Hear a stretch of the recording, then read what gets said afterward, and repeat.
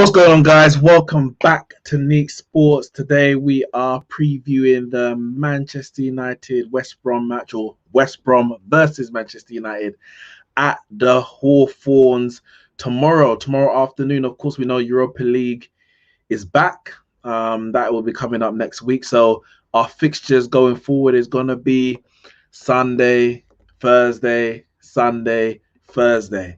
So you're gonna get these early kickoffs on Thursday to get us ready for the. Oh, no, sorry, on Sunday to get ready for Thursday game, and then you might get a late kickoff on a Thursday on a Sunday after the Thursday game. So it's gonna be tricky. It's gonna be tricky. It's gonna be testing for Manchester United. I think this game going into the Europa League game is probably the best we could have asked for, best we could hope for. West Bromwich Albion. I mean, they are struggling this season. Everyone's talking about Sheffield United being the worst team in the league, worst team in Premier League history, and of course, they are bottom of the league, so you have to understand that. But West Brom have conceded 54 goals. 54 goals. That is, the next highest is 42, which is Crystal Palace. They're sitting in 13. So that is what? 12 goals more than the next highest. In terms of the relegation zone, Sheffield United conceded 37 and West Brom conceded 30, and Fulham have conceded 31. So in terms of their relegation counterparts, they are miles worse. Goal difference is minus 36, which again is the worst in the league. Sheffield United is on minus 22. A team like Sheffield United, you might say they've been a bit unlucky at times. You know, they lose by the odd goal here and there, and they've got a few wins in recent weeks. West Brom are dire. I don't know when they actually got their last win. Their last win. How far do you have to scroll back to find West Brom's last? Oh, actually, to be fair, they beat Wolves not too long ago. 1, 2, 3, 4, 5, 6. 6 games ago, they beat Wolves 3-2. Since then, they've lost 2-1 to West Ham. They've lost 5-0 to Man City. They've drawn 2-2 with Fulham. Lost 2-1 to Sheffield United. And their last game, they lost 2-0 at home. 2-0 away to Tottenham Hotspurs. So Man United going to the Hawthorns, I'm not even contemplating anything else other than a win and a comfortable win. As the title says, we want a good performance. I'm looking for a good performance. So the win for me is a given. I'm not contemplating anything else. We have to play well. And we have to play well because our form, I would say, since end of December till now has been up and down. Results have been up and down. You know, we played a few tough teams as well, but it's been up and down. But performances ain't been great, even in the wins. I think the Everton game for me was one of the best attacking football. One of the best attacking football we've seen this season.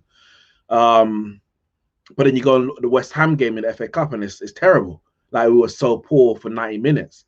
So our performances haven't been consistent. They haven't been good enough, to be honest. But you get an FA Cup win against Liverpool, and we play a good game of football and we deservedly win the game. So I just want to see a good performance. I want us to build up a bit of momentum in terms of consistency in performance and ultimately consistency in results going through in the Europa League, going through in the Cup. I'll do a Europa League preview closer to that date. And that's what I really want to see from this game. Shane, big up Shane in the comments, says, I don't have a good feeling, to be honest. Listen, I'm not contemplating anything else. I'm not. It's West Bromwich Albion away. It is Big Sam. They don't win. We cannot. I know there's no Pogba, but what does that mean? What does that mean in the grand scheme of things? I know there's no Pogba. Shane says, Tellers, I think, should play based on the fact we will have lots of possession. And in my opinion, Tellers will be a better attacking outlet in this game. Listen, I don't knock your opinion. Luke Shaw has been very, very good going forward. So Tellers is a different kind of attacker. He will cross from deep. His set pieces are brilliant. But in terms of overlapping runs and the link that Luke Shaw has with Rashford, Tellers doesn't have that. Maybe he needs that over games being built up, but I don't know if his tendency is to even get to the byline and get the crosses in. So I wouldn't sleep on Luke Shaw and his attacking ability, and I would. You said you don't have a good feeling for the game, so for me, I'm playing our best team. You play your best team, you get the game won, then you can rest up. For me, I know the Premier League. We saw what Man City did today to Spurs. We saw what they did last week to Liverpool. That you've seen what they did to us in the League Cup, Chelsea in the league. They are on fire. The league is not going to be won by Manchester United. But top four ain't secure. I think we're in a very good position, especially with, Leicester won today. They go above us. I'll bring up the league table. Leicester won today. They go above us, but it's not catastrophic or by any means, because ultimately Liverpool dropped points. Now you might think, okay, Liverpool not going to get top four, so we're looking at Chelsea. Tottenham ain't getting top four on this form. Everton, I don't think they're going to get top four. I think they might get fifth. I don't think they're going to get top four. West Ham, again, can't see them getting top four. So really, you're looking at Leicester, Liverpool, Chelsea, and Man United for that fourth position. Oh, I'm sorry, I didn't bring it into the screen. There we go. For that fourth position. Liverpool are going backwards. They are really going backwards. They've lost their last three. And before that, so they had 1-2. But listen, Liverpool have not been good at all. They beat Crystal Palace 7-0. But it's an anomaly. Because look at the results before that. They draw 1-1 with Midtjylland. They draw 1-1 with Fulham.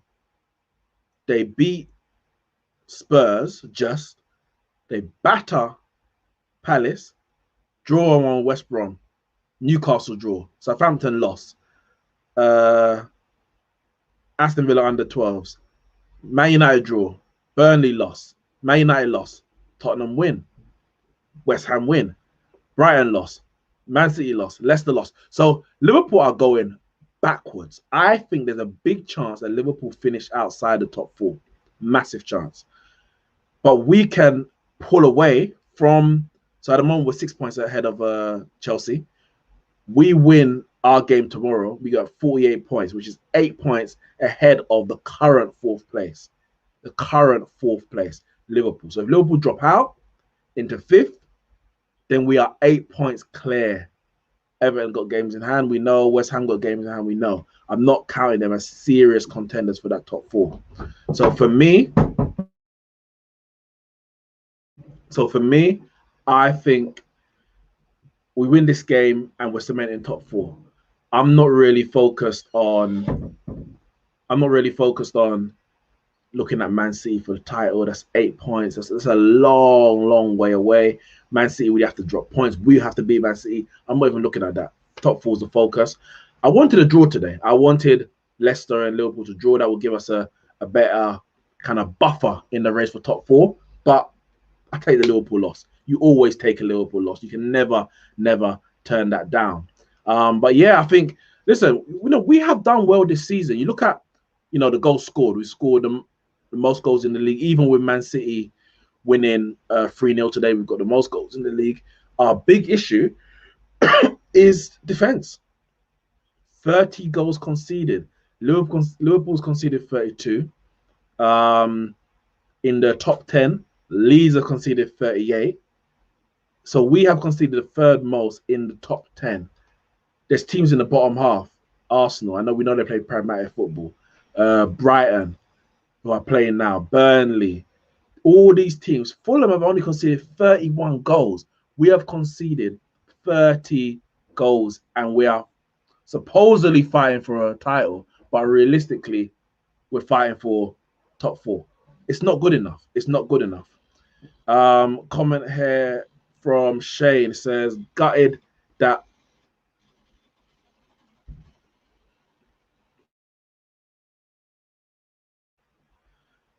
Upamecano has went to Bayern, but I have to move on and prioritize someone else at centre back. Let me know who you're thinking about at centre back, because obviously there's a lot of names out there. Some of these players I know of them, haven't watched them, so it's hard for me to go and say, oh yeah, that's the player that we want, that's the player that we need, etc. I've seen Upamecano. I am also gutted that he went. He's pretty much confirmed to go to Bayern. I'm gutted at that. Hala Madrid says Blue Moon have risen. They have. Indeed they have. For me, the title's done, in it. They're 8 points clear of us. The title is done. They are miles ahead of Liverpool. What am I looking at? They are 13 points ahead of Liverpool, and they've got a game in hand. That's done. That's finished. Shane says we have to be aware of Chelsea. In terms of what, though? Because if Chelsea move into the top four, let's say Chelsea finish above us. That don't mean that we're outside the top four. Of course, we want to finish as high as possible. We want to finish second. We do have to look out because they are coming.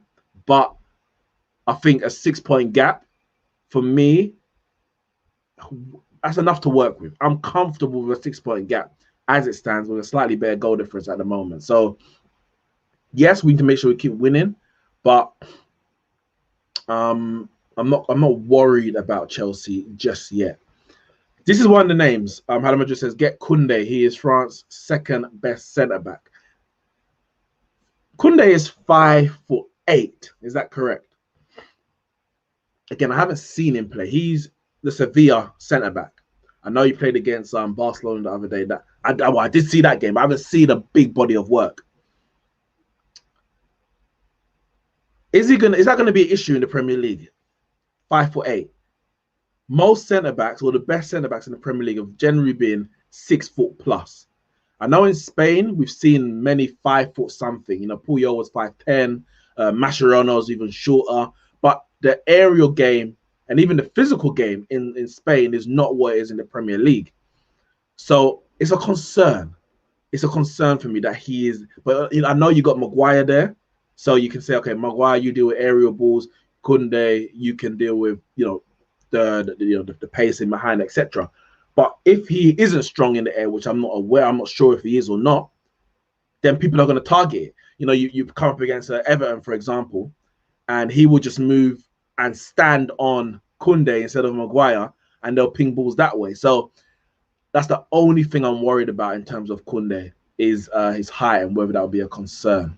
And I'm going to get into my team for the gamers that's coming up. Abdi says Neeks is 21 coming. 21 is coming.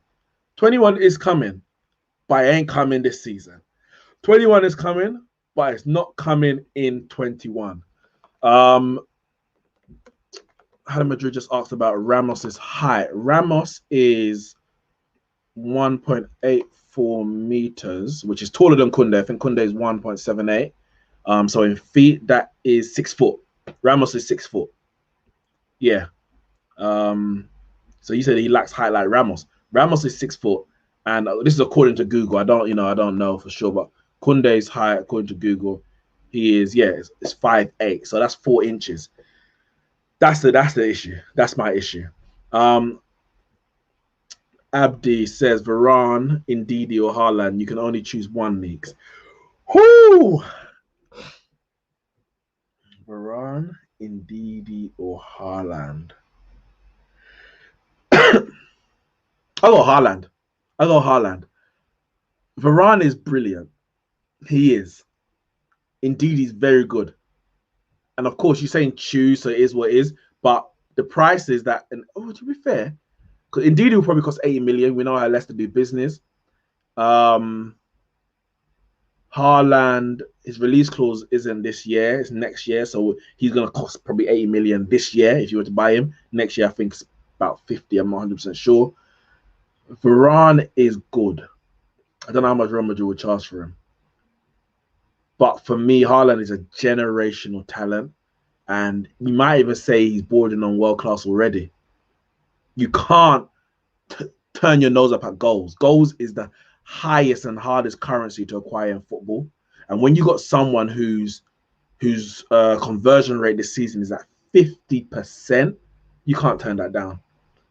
So yeah, we got Cavani, Greenwood's coming up, Rashford, blah, blah, blah. We want to go and get Sancho. Haaland is available. You go and get Haaland. Yeah, I have to go with that because there are other centre-backs and there will be other centre-backs. Strikers like him of this age only come around once or twice in a generation.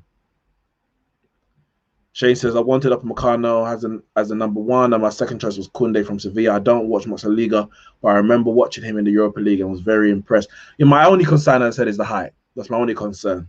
You can get short players who are still good in the air. I think Puyo was 5'10", but he was still good in the air.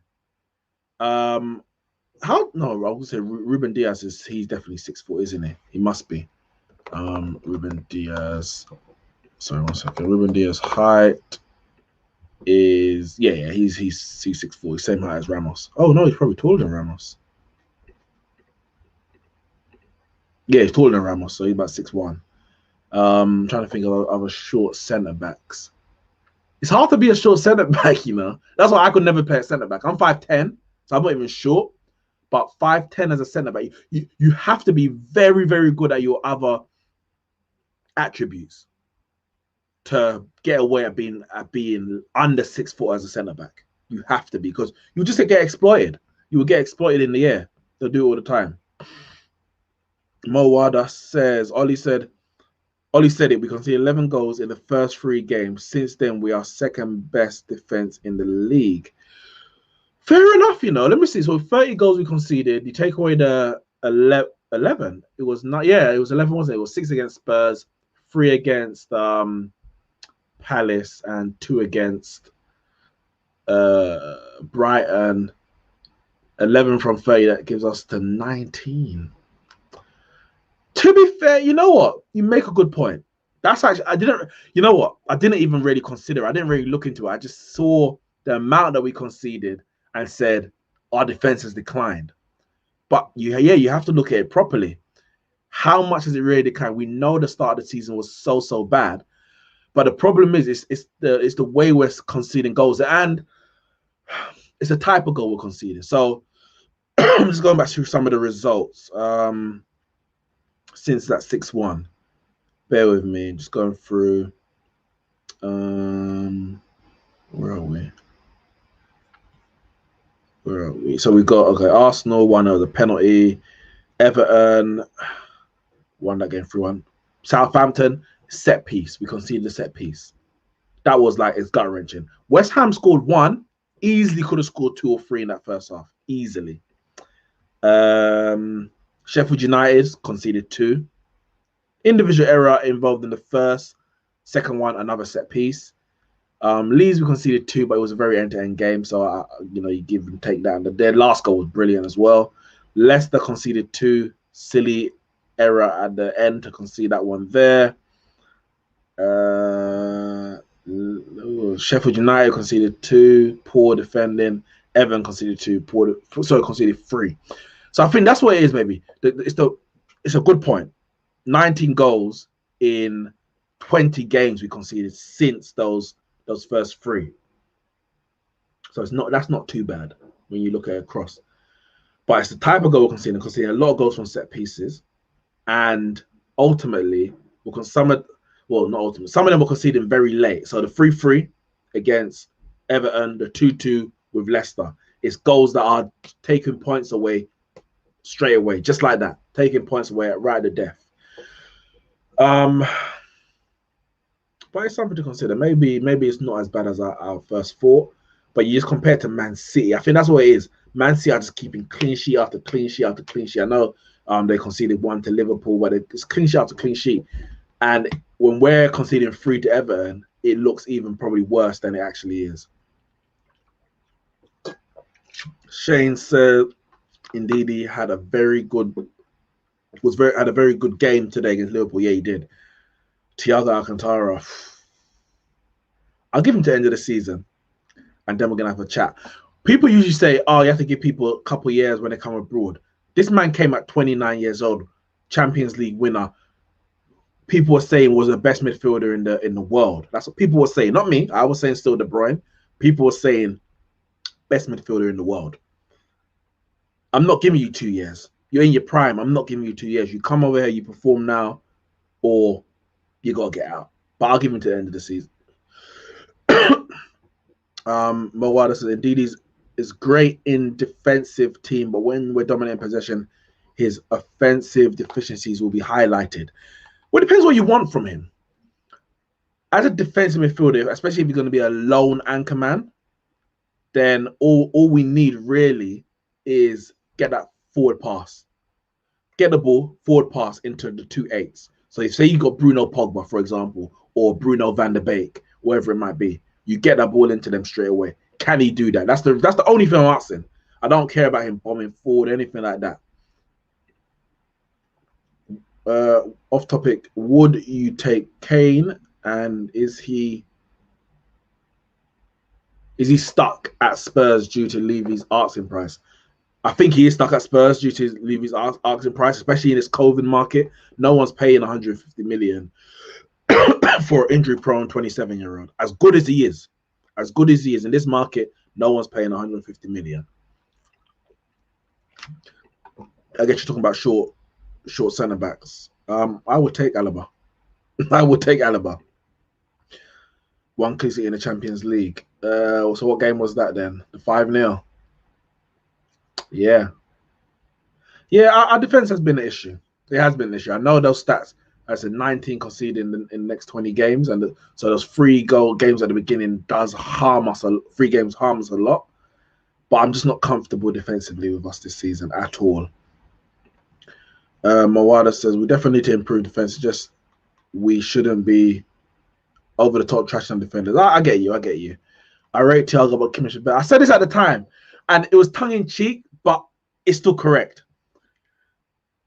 They got the wrong midfielder. Now, granted, Kimmich wasn't available, and Bayern were willing to let Thiago go because they had Kimmich. You know, they just moved him from right back and put him in midfield. He wasn't available for Liverpool to get, but he's better. I'll take him all day.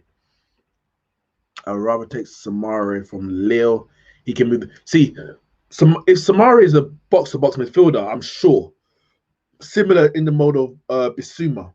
I don't think they're anchor men. They're not single pivot sixes who's going to hold a midfield, as far as what I've seen. Correct me if I'm wrong, but from what I've seen, he's a box-to-box midfielder, as is Bissouma. So if you play them in a pivot, a double pivot, the person next to them has to also do a lot more defensive work. And we're trying to get away from that. We want a single pivot to allow 2 8s to play, surely. Granted, yes, one of the 8s are going to be box-to-box. That's fine. But we don't want that person too deep. So I'm not 100% sure sold on Samari. I haven't seen a lot of him, but what I have seen, he looks more of a box-to-box than a lone DM. Before I get into the team and my predictions, Abby says, would you take Van Nistelrooy in his prime or Haaland? Van Nistelrooy in his prime or... Gotta go Van Nistelrooy. To be fair, Haaland's actually probably scored more goals outside the box, but Van Nistelrooy was different gravy. He was different gravy. I think his touch is also better as link play. When that ball goes into Van Nistelrooy, traps it immediately, passes off, gets into the box for a cross. That's the only thing now. In this current team that we have, Van Nistelrooy won't work. But you get a proper creative right winger on the right-hand side, and you've got Shaw, Wan-Bissaka's improving. I think you can get the best out of Van Nistelrooy. But in this team as it stands, like when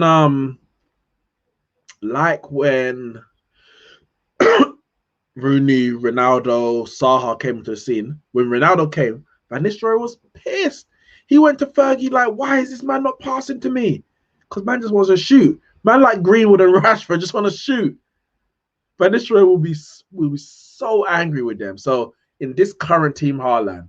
But if we could get better creativity from our wide, Van Nistelrooy all day. So yeah, so great segue as we go back into the team, into the match preview. Might be Big Sam's last EPL job. I do think so. He's never been relegated. So it wouldn't surprise me if just before relegation is confirmed, he quits. Just to have that on his record to say I've never been relegated. But I can't see him having another job. The only way is if he saves this season and they stay up. Then maybe something else might come around the corner. But I don't think they're going to save this season. Therefore, I think you're right.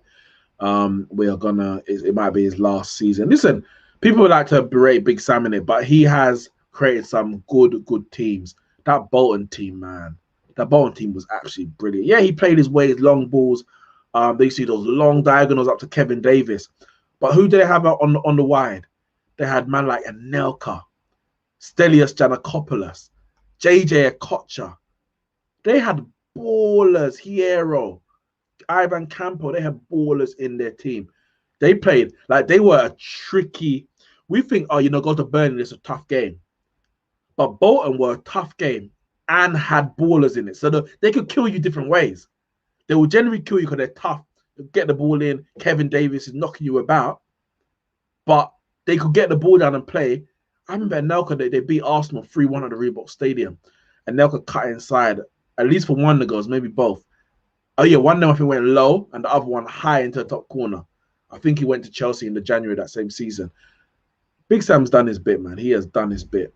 But speaking of, as I said, the team today, or tomorrow, should I say, my team I will go with, and there was a comment earlier from Shane in terms of Donny van der Beek playing in a double pivot. So for me, I'm with you on that.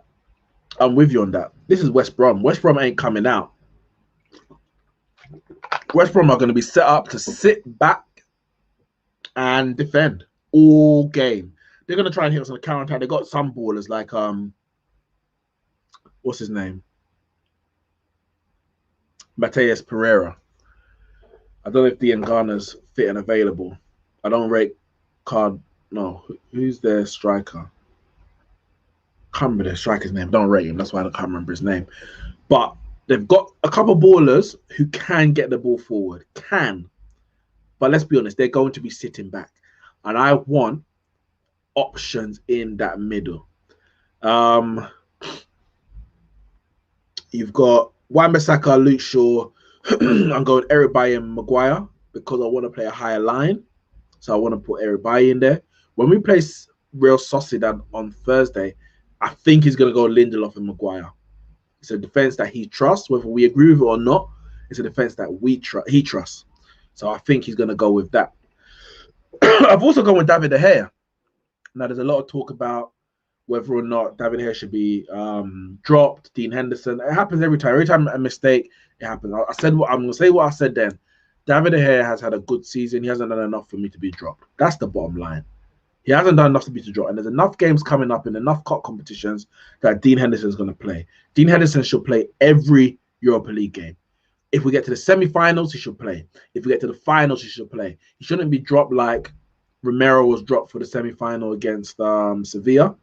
You play him in all the cup. Get to the FA Cup semis, then Henderson plays. If we get to the FA Cup final, Henderson plays. Because he got us there in the first place. So for me, Henderson should be playing all the cup games. Every last one of them. But for me, as it stands, David De Gea is still our number one keeper. Wan-Bissaka, I'm happy with how he's doing at the moment going forward. I'm enjoying it. Luke Shaw, we know how good he's having a season. And Maguire's done well. Other than that, Everton game, Maguire's done well. I've gone for a midfield too. I think he will go with Fred. He'll go with Fred and McTominay. But I don't think we need to. Not against this lot. I guess the only issue is, there's a question that Mo Wilder says, is Donny more an attacking threat than McTominay at the moment? At the moment, no. McTominay is bursting forward right now, getting those shots away. So the only issue is in this team now, you would want Donny to push further forward, which means McTominay is going to sit back. But in McTominay's current form, you want McTominay as far forward as possible, as reasonably possible, which means that you might have to play a Fred or you might have to play a Matic in this game. So I'm looking at this, and in hindsight, I'm thinking, you know what? Maybe not. If you're going to play Van der Beek, it might have to be with Fred. But McTominay is undroppable right now. He's actually undroppable. So maybe I might rectify that and think more McTominay and Fred or McTominay and Matic. As Jeremiah says, McTominay has been our best player the last 2 weeks. 100% correct. 100% correct. I think Matic should play, takes better care of the ball than McTominay, and can have the defensive reassurance, especially with the long balls that they put in. Yeah, Matic ain't playing over McTominay. Not right now. He can play with McTominay, not over McTominay. He's not. He can't. He just. McTominay is balling right now. It's mad. He can play with him. He can play. He can play next to him. He can play next to him, but he can't replace him. We've got McTominay is a box-to-box midfielder. Fred is a box-to-box midfielder who is bad at one box. That's the issue. He's not doing his job. McTominay is.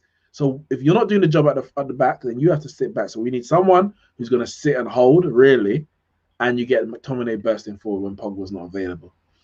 Of course, Bruno Fernandes, Rashford, Cavani, and Mason Greenwood. I think Mason Greenwood's actually playing well. Last few games, I think he's played well. I think he's been unlucky to be subbed off. It's like anytime we're looking for a goal, trying to win the game, he is the first one to be subbed off of the front three. And I don't know why Solskjaer is like a default setting, take off Greenwood, unless he's maybe scored. I'm not saying I know football more than him. I don't, more than Solskjaer. But I'm watching the game and like, he looks more effective. Now, I understand if you look searching for a goal, why you wouldn't take off Rashford, because Rashford is a match winner. One way or another, whether it's getting a goal or an assist, even if he's having a bad game, he has that moment to win us the game. But I think Greenwood should be getting more chances to stay on for the 90 minutes. He's playing well. He's actually playing well without always getting the attacking return to go with it. So I would start Greenwood. I will go with Rashford. And for me, Cavani right now, number one. Number 9, our first choice striker for me. Martial has to hold the bench. And Martial, I want to see what Martial does in the Europa League. Start Martial in the Europa League. I want to see Amad Diallo, possibly. I don't know. Actually, he might be injured at the moment or is ill, something like that. But Martial has to play in the Europa League and work his way back into form and back into this team. Big up yourself, Hala Madrid. Jeremiah says, Neeks, I could still believe we can push for the title. Yeah. My friend, you need to know when to wave the white flag. You need to know when to just hand it in and say, enough's enough. Man City are winning the league, my friend. And that's okay. We just need to do what we do. What was our aim at the start of the season? Are we progressing? Are we overachieving? Are we on track for where we need to be? The answer is yes. That's enough. That's enough. Shane says Martial should play over Rashford. I know he got an assist in the last, but I don't think he is in good plus games are come thick and fast. I think Martial's been better in recent matches. I mean, well, which recent matches? It depends what recent match you're talking about, because yes, he was better against West Ham. I agree. Everton game. I can't. Who played the Everton game? Who started that game? I can't remember now. Rashford, Greenwood, Cavani, Martial. Martial didn't come in that game. I think Martial should have come in in that game. At the end at 3-2, but no, I was happy with. I'm trying to remember that game now. So much things happen. Cavani, who scored? Cavani scored. Who scored in that game? Cavani scored Bruno. Oh, Bruno scored the banger. And McTominay scored the header from the set piece. Luke Shaw as well. The link up between Luke Shaw and Rashford is better for me than the link up between anyone else on that left hand side, as a matter of fact. And that's a big factor. Southampton game, we know Martial came off the bench, whatever. Sheffield United game, Martial was terrible. Arsenal. I mean, I don't think anyone really played that well, to be fair, the Arsenal game. And the Liverpool game, obviously, Rashford did well. No, I don't think Martial's done enough. Martial's been so poor this season that he needs to do more to get back in the team. It's not enough for me. You're better than Rashford in the last few weeks, even though you've been terrible all season. Therefore, you get in the team. No, there needs to be some kind of punishment for the crime. The crime of having a 7% shot conversion rate. That's the crime right now. I wouldn't start him.